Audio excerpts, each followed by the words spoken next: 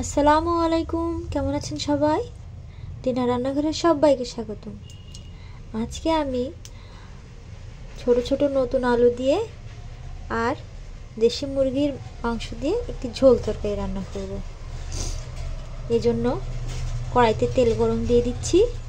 তেলটি গরম হয়ে গেলে আলুগুলো সুন্দর করে ভেজে নেব।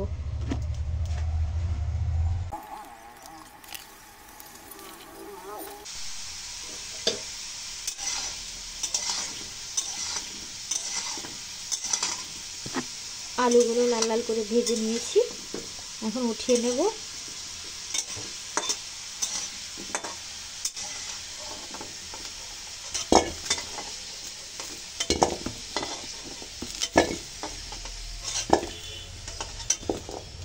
এই তেলের ভিতরে পেঁয়াজ ভেজে নেব।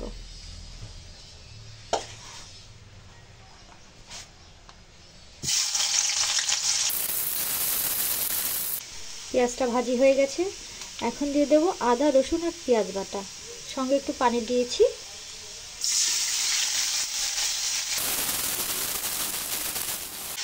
এখন দেব লবণ, হলুদ, ঝালের গুঁড়ি, জিরা আর ধনিয়ার গুঁড়ি দিয়ে মশলাটা সুন্দর করে কষিয়ে নেব।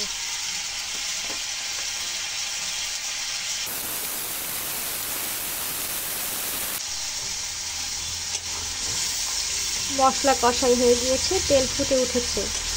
এখন মাংসগুলো দিয়ে দেব। মাংসগুলো দিয়ে আরও কিছুক্ষণ কষিয়ে নেব।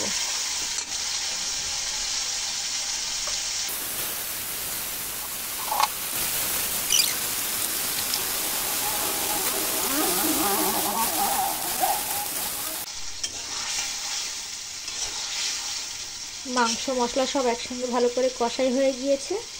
এখন আলুগুলো দিয়ে দেব। আলুগুলো দিয়ে কিছুক্ষণ নেড়ে চেড়ে ঝোলের পানি দিয়ে দেব।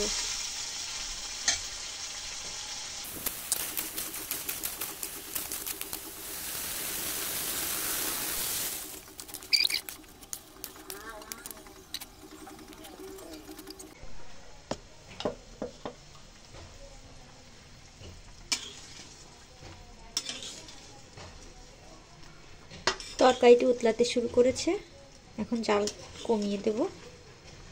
ঝোলটা নিয়ে নামিয়ে নিলে তরকারিটি তৈরি হয়ে যাবে।